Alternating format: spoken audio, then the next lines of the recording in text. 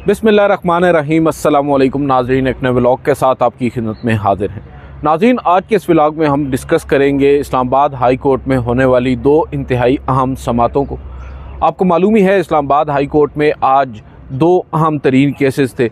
एक केस था जस्टिस सरफराज डोगर की सरबराही में 3 रुकनी लार्जर बेंच के सामने, जो इमरान खान साहब से मुलाकातों से मुतालिक था। जो आपको याद होगा, जस्टिस सरदार एजाज़ इसहाक़ खान साहब ने जब इस केस को परस्यू करना शुरू किया और उसमें कुछ ऑर्डर्स ऐसे किए जिससे हमारे रियासती इदारे या हुकूमत थोड़ी सी खाइफ नज़र आए, उस पर हमने देखा कि जस्टिस सरफराज डोगर साहब ने ख़ुद से एक लार्जर बेंच कायम कर दिया, एक ऐसी दरख्वास्त पर जिस दरख्वास्त का कोई जवाज़ नहीं पेश किया गया सुप्रिटेंडेंट अडयाला जेल की जानिब से। और फिर तमाम मुकदमात जो इमरान खान साहब से मुलाकात से मुतालिक दरख्वास्तें थीं, उनको अपने सामने इस लार्जर बेंच में लगा दिया। बताया भी नहीं गया, पूछा भी नहीं गया उस बेंच से जो कंटेम्प्ट की प्रोसीडिंग्स इनिशिएट कर चुका था। बहरहाल, उसमें आज एक बड़ी अहम पेशरफ्त हुई है, उसके ऊपर हम बात करेंगे। इसके अलावा जस्टिस इनाम अमीन मिन्हाज साहब, नाज़रीन, जो हाल ही में इस्लामाबाद हाई कोर्ट के जज अपॉइंट हुए हैं, उन्होंने आज समाअत की है अहमद नूरानी जो जर्नलिस्ट हैं उनकी वालदा की उस दरख्वास्त पर जो उन्होंने अपने 2 बेटों की बाजियाबी के लिए दायर कर रखी है, जो लापता हो चुके हैं। लापता तो वो शायद हमारे लिए होंगे, मगर उनकी वालदा जिनके सामने लोग घर से आकर उन्हें उठा कर ले गए और उन्हें गाड़ियों में डालकर अपने साथ ले गए, उनका ताहाल पता नहीं चल सका। आज दौरान समाअत जो वालदा हैं अहमद नूरानी की और उन 2 लड़कों की, वो भी मौजूद थी कमरा अदालत में। उन्होंने बड़ी जज्बाती अंदाज में वहाँ पर गुफ्तगू की और वो अपने जज्बात पर काबू ना रखते हुए कमरा अदालत में रोस्ट्रम पर आबदीदा भी हो गई। इसके अलावा ईमान मज़ारी वहाँ पर मौजूद थी। उन्होंने बड़े उम्दा अंदाज में ये केस आगे लेकर चलाने की कोशिश की, मगर बहरहाल सामने बैठे जो जज की कुर्सी पर जनाब जस्टिस इनाम अमीन मिन्हाज साहब हैं, वो शायद अपने मिजाज के साथ, अपने तरीके के साथ इस कोर्ट को लेकर चल रहे हैं। उसमें भी बड़ी इंटरेस्टिंग आज ऑब्जर्वेशंस आई हैं, उनके ऊपर हम बात करेंगे। सबसे पहले हम बात कर लेते हैं इमरान खान साहब की। इमरान खान साहब की, नाज़रीन, जो मुलाकातें हैं, अडयाला जेल में वो कैद हैं, 1.5 साल से ज़ायद का अरसा हो चुका है। पहले आपको याद होगा मुलाकातें हुआ करती थी हफ़्ते में 2 दिन, मंगल और बुध के रोज़, जुमेरात के रोज़। बाद अज़ां दिसंबर में जाकर वो जो 2 दिन थे उनको भी कम करके 1 कर दिया गया, और उस 1 दिन में भी जो मुलाकातें होती थी वो अडयाला जेल की इंतज़ामिया अपनी मर्ज़ी से तय करती थी कि आज किससे मुलाकात करनी है, किससे नहीं करनी, जबकि हकीकतन ऐसा नहीं होता। मगर यहाँ पर क्योंकि अडयाला जेल है, वो किसके कंट्रोल में है, जैसा कि इमरान खान साहब बताते रहे माजी में, तो फिर हर चीज़ कंट्रोल्ड वे में ही जाती है। हर शख्स जो मुलाकात के लिए जाता है, पहले उसकी स्क्रूटनी होती है और देखा जाता है कि क्या ये कंट्रोल में आएगा या नहीं आएगा, और फिर उसे इजाज़त दी जाती है। तो अब यहाँ पर इस केस में जस्टिस सरफराज डोगर साहब ने आज, अब ख़बरें तो ये चल रही हैं कि 2 दिन की मुलाकात करने की इजाज़त दे दी है इमरान खान साहब से, और ये कह दिया है कि इमरान खान साहब से अब हफ़्ते में 2 दिन मंगल और बुध जुमेरात के रोज़ मुलाकात की जा सकेगी। मगर साथ नाज़रीन, इस इजाज़त को मशरूत भी कर दिया गया है।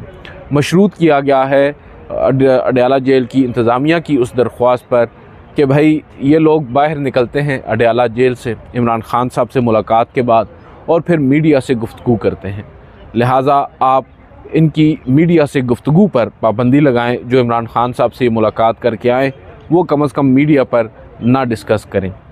तो उसके ऊपर हमने देखा कि जैसे सरफराज डोगर साहब को भी ये तजवीज़ भा गई और उन्होंने ये कह दिया कि भाई कोई शख्स मुलाकात करके जो बाहर आएगा अडयाला जेल के, वो मीडिया टॉक नहीं करेगा। और हैरानकुन तौर पर सलमान अकरम राजा, जो पाकिस्तान तहरीक इंसाफ को इस केस में रिप्रेजेंट कर रहे थे, उन्होंने, क्योंकि वो फोकल पर्सन भी हैं, उन्होंने जो वफाक है या जो जेल इंतज़ामिया है उनकी इस इस्तदा पर हामी भर ली, और जैसे ही उन्होंने हामी भरी, जनाब चीफ़ जस्टिस ने अपने ऑर्डर में उनकी इस यकीन दहानी को या इस हामी को रिप्रोड्यूस कर दिया और अदालती ऑर्डर का हिस्सा बनाकर ये कह दिया कि सलमान अकरम राजा भी ये कह रहे हैं, यकीन दहानी करा रहे हैं कि अडयाला जेल के बाहर मीडिया से गुफ्तगू नहीं होगी इमरान खान साहब से मुलाकात के बाद। अब नाज़रीन, ये स्टोरी है, इसके मुख्तलिफ़ पहलू हैं।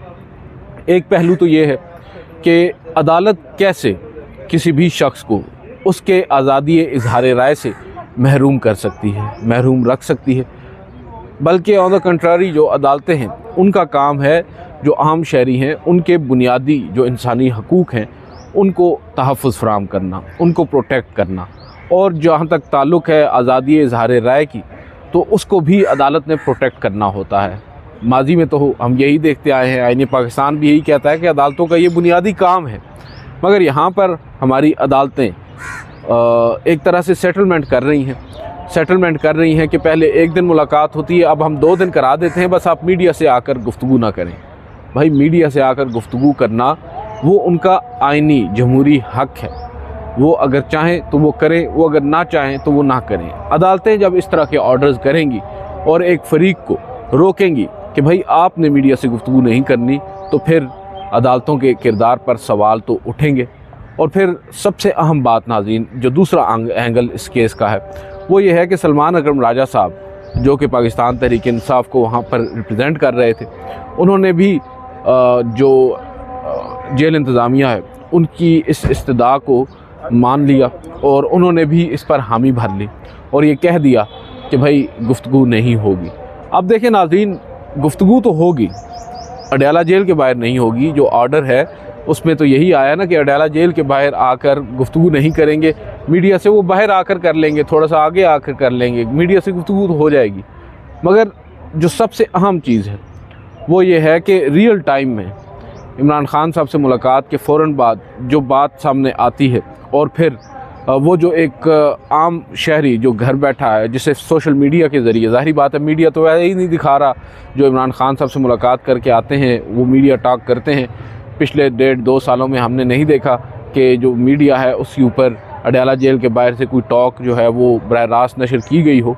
मगर जो इम्पेक्ट है नाज़रीन, वो फिर अगेन मैं बात करूँगा सोशल मीडिया के, जिसको अब टारगेट किया जा रहा है। और इमरान खान साहब की पार्टी को जिस तरह हमने देखा है कि एक तरह से ख़त्म कर दिया गया है, उनके लोगों को उनकी वफ़ादारियाँ तब्दील करवा दी गई हैं, बहुत कुछ कर लिया गया है, जेलों में फेंकवा दिया गया है, मुकदमात दर्ज करवा दिए गए हैं। मगर इस सब में जो सोशल मीडिया है उसका जो किरदार है उसके आगे अब रियासत भी हमें बेबस नज़र आती है। बिलखसूस वो सोशल मीडिया जो पाकिस्तान तहरीक इंसाफ के हक़ में हम देखते हैं पोस्ट आती हैं और फिर उनकी रीच जो है वो गैर मामूली है। और इसको टैकल करने के लिए अब ये सर तोड़ कोशिशें हो रही हैं और उसमें बज़ाहिर नज़र यही आ रहा है कि अब अदालतें भी अमली तौर पर अपना किरदार अदा कर रही हैं। जो वो अदालतें जो माजी में सोशल मीडिया पर जब पाबंदी लगती थी तो उस पाबंदी को ख़त्म करने में अपना किरदार अदा करते थे, बज़ाहिर अब ऐसा लग रहा है कि सोशल मीडिया पर पाबंदी लगाने के लिए बाकायदा तौर पर ग्राउंड फ्राहम कर रही हैं ये अदालतें। और वो हाल ही में जो जजेज़ 26वीं आइनी तरमीम के बाद इस्लामाबाद हाई कोर्ट में आए हैं, वो अपनी उन अपॉइंटमेंट्स को या उन ट्रांसफ़र्स को जस्टिफाई भी कर रहे हैं अपने इस तरह के फ़ैसलों से, जिससे कम से कम ये तो तासुर अब कायम हो ही चुका है कि सोशल मीडिया पाकिस्तान तहरीक इंसाफ का जो वाहिद टूल है जिसके ज़रिए वो अपना केस आगे लेकर चल रही है, उसको रोकना है तो फिर अब अदालतों को इस्तेमाल करना है।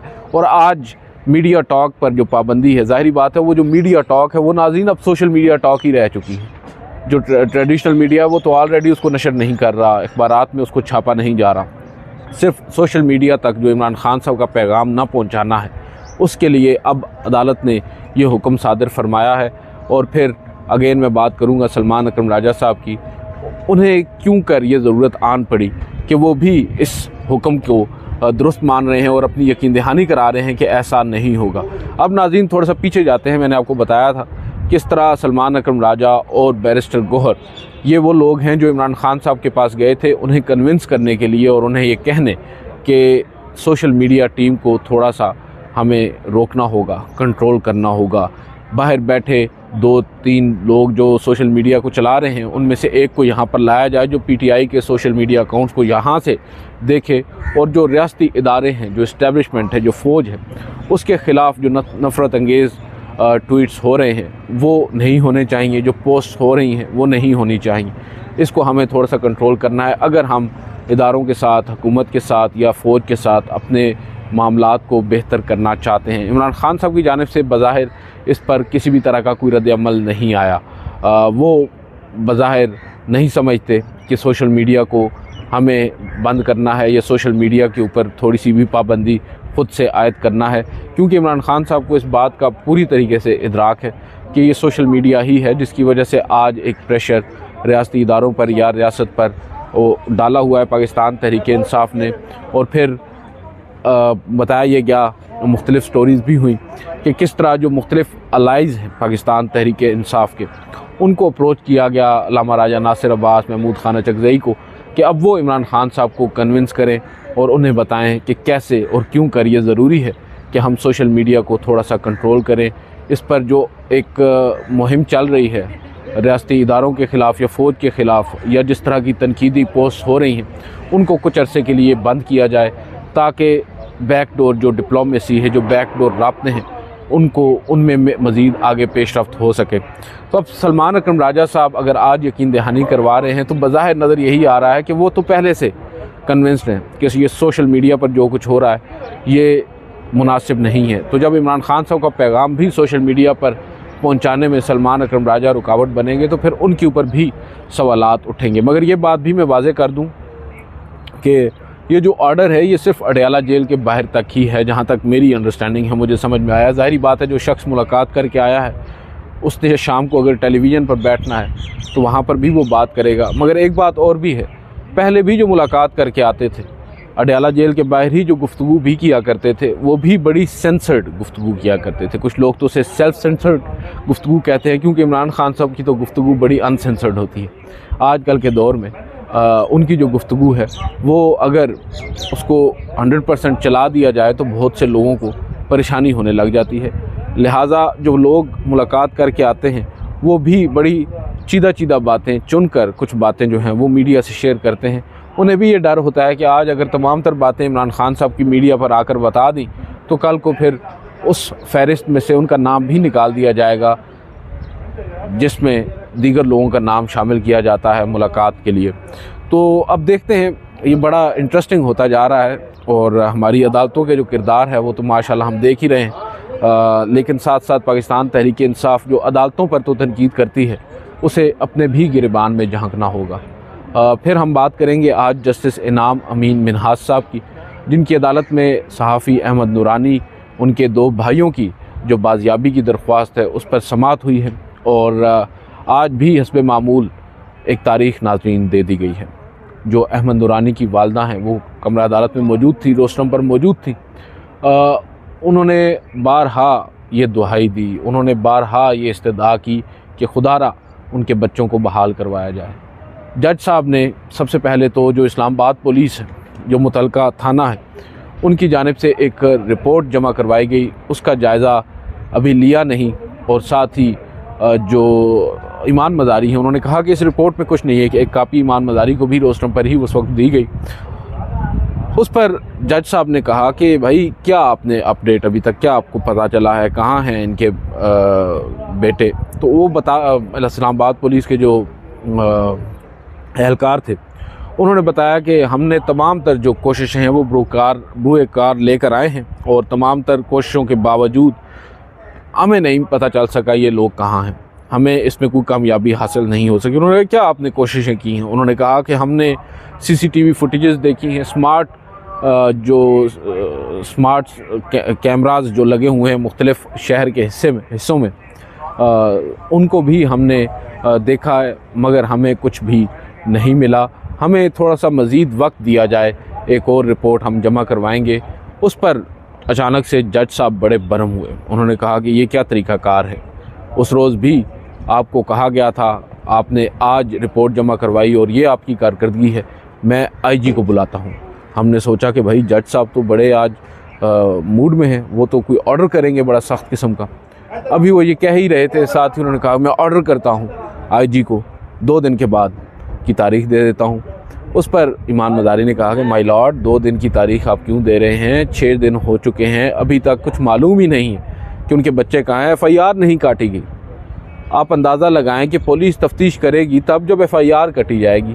अभी FIR कटी नहीं है, पुलिस FIR काटने को तैयार नहीं, और हमारी अदालत को भी कोई फ़र्क नहीं है, कोई फ़र्क नहीं पड़ता, कोई उसका सरोकार ही नहीं है कि भाई FIR कटी है या नहीं। एक हेबियस कॉर्पस की दरख्वास्त है जिस पर वो समाअत करते हैं और नई तारीख दे देते हैं। 2-2 दिनों की तारीख वो दिए जा रहे हैं।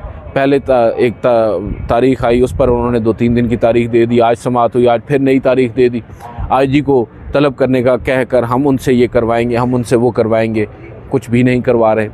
तो बज़ाहिर नज़र यही आ रहा है कि जो भाई हैं अहमद नूरानी के, जो गायब हैं, उनको गायब रखना फ़िलहाल मकसद है, और ये एक डेटरेंस कायम करना एक मकसद है। हम जैसों को या मीडिया को या ओवरऑल शहरियों को ये बावर कराना है कि भाई अब की बार अगर हम पर तनकीद करो तो ये जहन में रखना कि सिर्फ़ आप ही नहीं हमारे नरगे में होगे, जो हमें मिला हम उसे उठा लेंगे। तो ये वो पैगाम है जो दिया जा रहा है, और हम तो दुआगो हैं कि अहमद नूरानी के जो भाई हैं वो वापस आएँ अपनी वालदा के पास, अपनी बहन के पास, जो अदालतों में मारे मारे फिर रही हैं। आज भी जब हमने देखा, उनकी वालदा से हमारी मुलाकात भी हुई, और कमरा अदालत में जब वो रोस्टम पर खड़ी थी, उन्होंने बड़ी जज्बाती अंदाज में एक बात की, और बड़ी ये तल्ख़ बात है।